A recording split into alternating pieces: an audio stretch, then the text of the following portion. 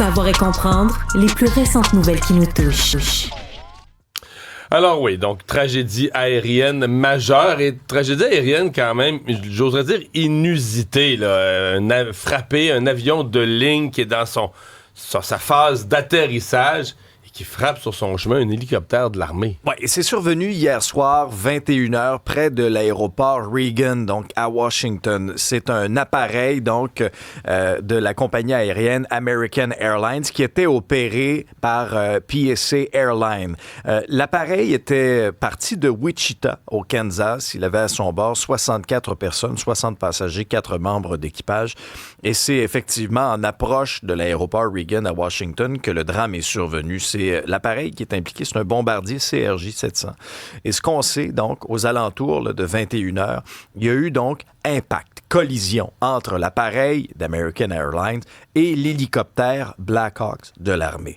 Au moment où on se parle, c'est l'opération recherche et sauvetage en ce moment dans les eaux du fleuve Potomac à Washington.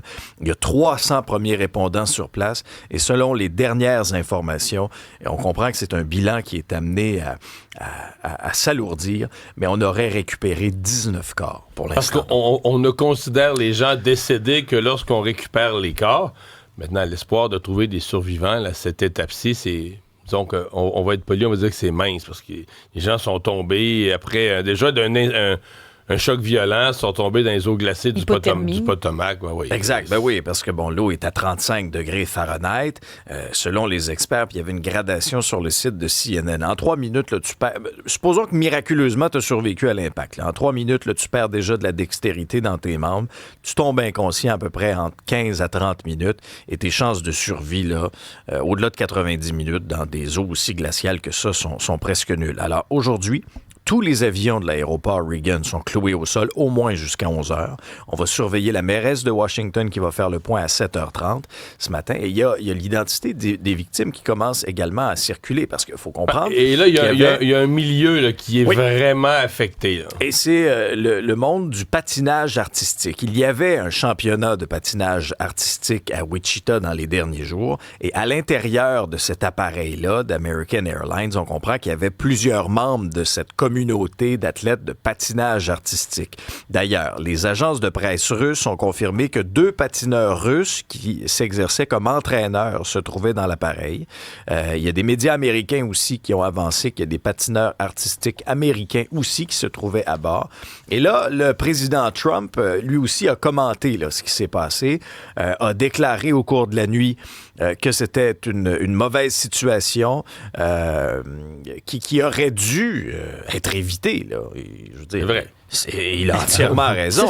Alors, on va surveiller l'évolution de la situation. Mais qu'est-ce que l'hélicoptère faisait là? Moi, écoute, un matin, là, je me suis mis en retard dans mon trajet parce que j'ai écouté un bout d'entrevue fort intéressant avec quelqu'un qui a l'expérience du pilotage des hélicoptères de l'armée, qui expliquait, là, c'est à vérifier, moi j'ai eu une entrevue, j'ai pas vérifié toutes les lois, mais il dit, dans la plupart des pays du monde, même pour les hélicoptères de l'armée, il y a des corridors, des zones interdites pour l'aviation civile, là, les approches des aéroports.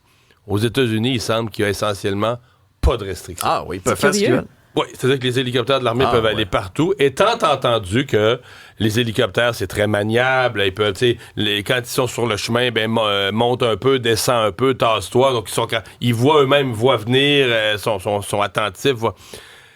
Bon, qu'est-ce qui est arrivé hier? Puis, moi, mettons, j'écoutais ça, puis je me disais, c'est quand même dangereux que les hélicoptères de l'armée puissent aller. Mais en même temps, je suis obligé de dire, il n'était jamais rien arrivé jusqu'à hier. Là, il est arrivé quelque chose.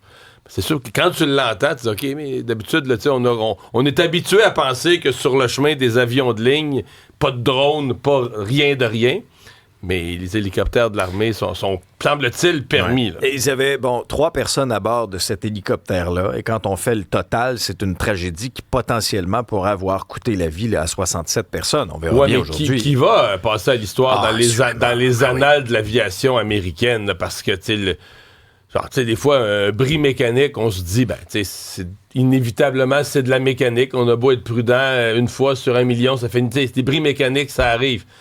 Mais ça, là, c'est qu'un hélicoptère de l'armée qui est censé protéger la population, qui se retrouve sur le chemin d'un avion d'aviation civile, c'est assez spécial. Est-ce qu'on se demande, avec les frontières, l'augmentation de la sécurité, est-ce que ce genre d'incident-là... C'est notre prochain sujet, mais oui, ce matin, Alexandre, ça n'a pas rapport, c'est un hasard, mais le Canada va présenter un peu en démonstration aux Américains ses efforts pour la frontière, notamment en faisant la démonstration des mêmes hélicoptères qui vont être utilisés au Canada. Quelle ironie, hein? C'est quand même assez frappant. Mais effectivement, est-ce que cette présentation-là va permettre peut-être de faire comprendre aux Américains que le Canada met en place toutes les mesures pour resserrer la sécurité à la frontière sur deux fronts essentiellement, là? Bon, les migrants illégaux et aussi le passage de fentanyl. À écouter Howard Lutnick, le futur secrétaire au commerce de Donald Trump, si le Canada démontre qu'on est sur la bonne voie, Ottawa peut éviter la première vague de tarifs. Parce que là, à l'écouter parler, M. Lutnick, là, ça viendrait donc en deux vagues. Une première vague ce samedi, 1er février, et une autre dès le mois d'avril. Alors, c'est ce qu'il a... Mais avec complètement des objectifs différents. Il a dit essentiellement, le 1er février, là, ce n'est pas des tarifs commerciaux. C'est des tarifs commerciaux, mais il dit leur esprit, leur utilisation là, dans l'esprit américain, c'est pour de la politique intérieure. On veut plus de drogue, on veut plus de migrants illégaux. Fait qu'on menace, il a quasiment dit comme ça, on menace le voisin. On utilise ça pour serrer les ouïes du voisin pour qu'il nous donne ce qu'on veut. Alors qu'en avril, c'est vraiment, on va avoir fait une enquête sur la politique commerciale. Est-ce qu'on se fait avoir dans les échanges? Est-ce que la balance commerciale des États-Unis est défavorable? Donc, si tu veux voir ça positivement, tu dis, OK, on a encore un espoir d'éviter les tarifs dans 2 jours. Puis, bon, après ça va nous donner 2 mois pour les convaincre peut-être d'éviter les autres au mois d'avril. Si tu veux voir ça négativement, tu te dis, hey boy, OK, c'est pas juste une vague de tarifs, c'est 2 vagues de tarifs qu'on a d'en face. Puis on s'active aussi dans les coulisses. On a vu hier la ministre des Affaires étrangères, Mélanie Joly, être en sol américain, rencontrer le nouveau secrétaire d'État américain, Marco Rubio, essayer de le convaincre de ne pas aller de l'avant avec les tarifs. Et ce qu'on se disait aussi un peu plus tôt, le ministre fédéral de la Sécurité publique, David McGuinty, est à Washington là, pour plaider à nouveau là, que la situation à la frontière, ça se compare pas du tout avec ce qui se passe au Mexique. En fait, il y a 1% du fentanyl qui arrive en sol américain qui provient du Canada. Et ce sont des chiffres qui viennent des États-Unis. C'est ça. Donc, le ministre McGuinty part pour Washington, mais avec quand même un rapport américain. Voilà. Ouais. Au-dessus de tout ça, il y a aussi une vidéo. Là. Le Canada, c'est un peu... en fait, au début, je trouvais ça un peu ridicule. Après ça, je me suis dit non, au contraire, c'est brillant. C'est ça qu'il faut offrir à Trump. Là. Je pense pas que Trump, tu offres des longs documents, là, qu'il va lire un document de 36 pages, là, tu comprends? Donc, une vidéo qui va démontrer les efforts du Canada à la frontière, les drones, les actions. Il a fait un film mais avec les arrestations faites, semble-t-il, par la GRC et tout ça. Puis là, il a shippé la vidéo. Regarde ça, mon Donald. Là, on attend un petit sachet de popcorn. Ouais, c'est ça. Mais bon, la ministre Joly, elle reste à Washington. En tout cas, moi, je commence à penser qu'on a un espoir, du côté canadien, on a un espoir réel d'au moins éviter celle de samedi. Puis pour ça, et on sait c'est quoi, là, ça prend pour Trump, là, pour lui, ne pas imposer ses tarifs samedi, ça y prend un show. Faut qu'il donne aux Américains un show, qu'ils puissent dire, regarde, le Canada, là, je les ai fait plier, puis tout ça. Fait que c'est pour ça que le film, puis la démonstration des hélicoptères, puis tout ça, c'est brillant, parce que ça va permettre à Trump de dire, regarde, le Canada, ils ont des... Il parle son langage. Ouais. Il utilise les codes qu'il connaît, qu'il met de l'avant. Ouais, à suivre, enfin. Mais c'est... C'est des efforts de dernière minute, mais on peut se croiser les doigts, parce que là, au Québec, on était prêt, au besoin, même à enlever le vin américain sur les tablettes de la SAQ. Là. Tout est sur la table, Mario. Même le vin américain. M. Legault n'a pas fermé la porte, quoi qu'il préfère éviter de provoquer la Maison-Blanche à ce stade-ci, là, et que l'objectif qu'il garde en tête, c'est de les éviter, ces tarifs-là, mais s'il faut répliquer, il faudra répliquer. Mais le ministre des Finances, Éric Girard, lui, est allé un petit peu plus loin dans cette réflexion-là. Maintenant, regardons un peu le portrait de la situation. Si on devait retirer les vins américains des tablettes de la SAQ, ben, c'est 7% des vins vendus en succursale. 926 produits américains, dont 715 vins. Du côté du grand patron de la SAQ, eh ben, il attend que le feu vert du gouvernement Legault pour procéder. Voici d'ailleurs le premier ministre, suivi des commentaires d'Éric Girard. On n'exclut pas ça, mais on n'est pas là. C'est pas ça qu'on souhaite. Bien, vous savez, notre objectif premier, c'est de ne pas avoir de tarifs. On est concentré sur cela. S'il y a des tarifs, il y aura des représailles. Est-ce que ça fait partie le PDG de la SAQ? Est-ce que ça en fait partie, monsieur? C'est un des éléments qui est étudié. C'est le fameux « tout est sur la table ». Et parmi les choses qu'on va surveiller aujourd'hui, Mario, le premier ministre va poursuivre sa tournée du Saguenay-Lac-Saint-Jean, sera sur la Côte-Nord également, et va rencontrer les maires de Sept-Îles et Port-Cartier, que ce soit la Côte-Nord, Saguenay-Lac-Saint-Jean, des régions aussi industrielles, qui pourraient être durement touchées là, par d'éventuels tarifs imposés par les États-Unis. Il y a la FTQ Construction qui a fait une tournée aussi. Une autre tournée de la Gaspésie. Une tournée qui a coûté quand même vraiment des factures. J'épluchais vraiment les conclusions de nos collègues du bureau d'enquête qui ont fait du très bon travail, encore une fois, là-dessus. Cette fois, c'est une tournée en Gaspésie, en juillet 2024, donc en juillet dernier, où on a quelques exemples, encore une fois, des largesses, disons-le, de cette façon-là, de ces tournées-là, syndicales. Quelques exemples rapidement. Le directeur de la FTQ Construction, Éric Boisjoli, lui, qui a participé à cette tournée gaspésienne bien arrosée aux frais des travailleurs l'été dernier. On parle donc de vins de haute gamme, des additions salées, même une glacière remplie de fruits de mer. Ça, je sais pas. Ça, c'est plus... parce que c'est un petit peu plus gênant. Les restaurants, on comprend qu'on va dans les meilleurs restaurants. Ah oui, puis c'est des bouteilles. On mange bien, oui. Bouteilles à 100 bouteilles à 100$, des factures. Tu sais, t'as pas une facture. J'ai une facture ici, là, avant le pourboire, $535. Mais excuse-moi. 900$. Oui, c'est ça. Mais tu sais, mettons une facture à 600$ pour 6 personnes. Je te dirais que si tu prends du vin, c'est le nouveau standard des restaurants. 100$ par personne, c'est ce qu'il faut que tu comptes aujourd'hui. Ben, c'est juste que, tu sais ça, c'est ce que tu te payes à toi. Quand tu es avec l'argent de tes cotisants. Pourquoi tu prends du vin dans une tournée de travail? C'est ça. Est-ce que tu vas dans le meilleur restaurant, tu prends le gros vin? C'est ça. Ça, c'est la grande question qu'auront à se poser les syndiqués. Ben oui. Mais le coffre... La glacière. La glacière là, de fruits de mer. OK. Ça, c'est le 10 juillet 2024. OK. Il y a un arrêt qui est effectué à la poissonnerie Carleton Crevettes Nordiques. OK. Bon. Choix. Alors, oui, c'est ça. Oui. Il y a des crevettes. Ils connaissent ça, là. Donc, des crevettes nordiques, homards, des crabes des neiges, une facture de 200$, puis on achète aussi une glacière pour transporter les fruits de mer. Mais oui, mais sinon, il reste pas frais, là. Mais ça, que tu fasses ça, moi, je ferais ça, là. Oui. Je veux dire, je suis en tournée. Mais dans ta vie personnelle? Ben, c'est-à-dire que si t'es en tournée professionnelle, puis que tu profites de ton passage en Gaspésie pour te ramener des fruits de mer, tu te les payes. Mm-hmm. Oui. Je veux dire, la facture de fruits de mer, c'est quasiment comme une facture d'épicerie. Tu peux pas passer ça, c'est frais de tournée. Ben, ils l'ont passé. Tournée gaspésienne, c'est ça qu'ils ont écrit sur la facture. Je comprends, mais... Là, mais moi, ce qui me fatigue dans cette histoire-là... Oui, c'est ça. Mais ce qui me fatigue dans cette histoire-là, c'est que la FTQ commande pas. Ils viennent pas s'expliquer, ils accordent pas d'entrevue, que ce soit pour l'histoire d'hier ou que ce soit pour le suivi en une aujourd'hui, aucune entrevue. Puis là, tout ce qu'on se dit... Veux-tu que je vais te faire une prédiction? Oui, vas-y. Là, ils se rendent compte que le bureau d'enquête est tombé sur leur cas. Puis là, hier, Jean-Louis Fortin nous disait, d'après ce qu'ils comprennent, ils ont même embauché des spécialistes en gestion de crise là, pour gérer cette affaire-là. Ils ont-tu un souvenir de l'office de consultation? Je ne sais pas. D'après moi, là, ils se sont fait dire, regarde, commande pas. Laisse tout passer.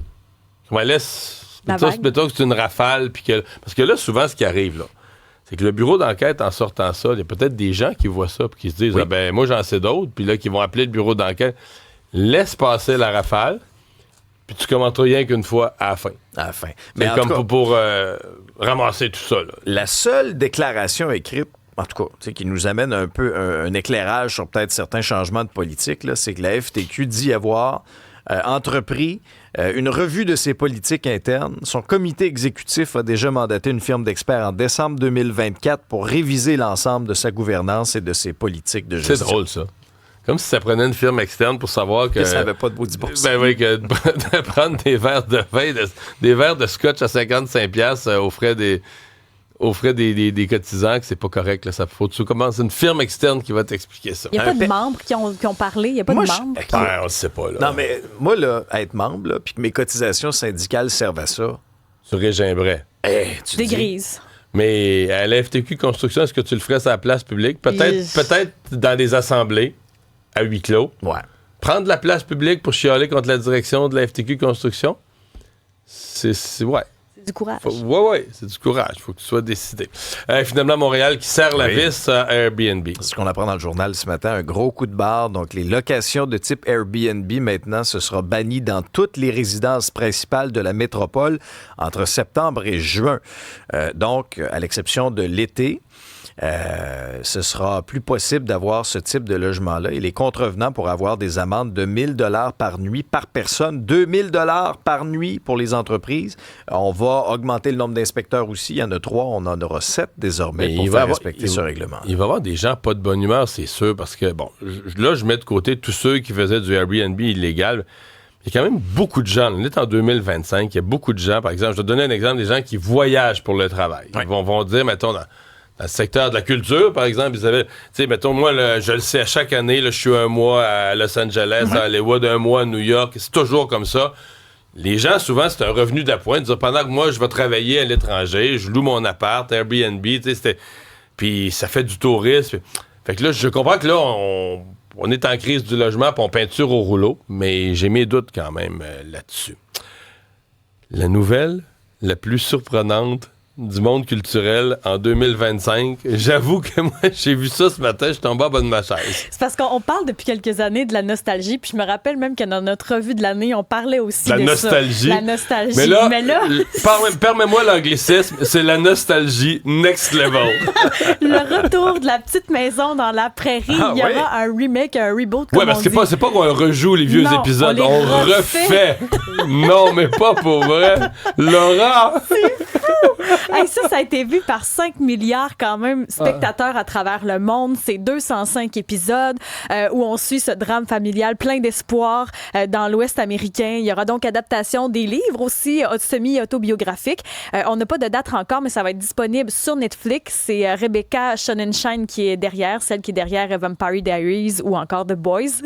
Moi, j'avoue que j'ai relu la nouvelle 3-4 fois parce que je me disais, ça se peut pas qu'on ait... Ils vont refaire la petite maison dans la prairie. Je sais pas, j'imagine qu'ils vont moderniser aussi certains dialogues et certaines scènes au goût du jour.